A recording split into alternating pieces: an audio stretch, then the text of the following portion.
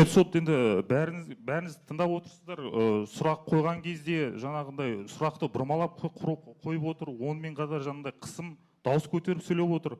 Жаңағы сұрағын ешкім сізден кешірім сұрамады деп сондай сұрақтар енді құрметті сот орынсыз деп есептеймін. Себебі жаңағы ол сұрақтар қойылған, нақты жауап берген, сол бойынша қарсымыз, ауыстыру сұраймыз мемлекет тапшы.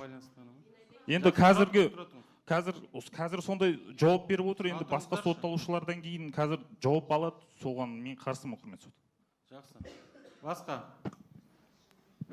Аудармаша микрофон. Уважаемый суд, ссылаясь на статью 88 УПК РК, вы прокурор области ЖТСУ, да? С отсылкой на 87 статью основания отвода.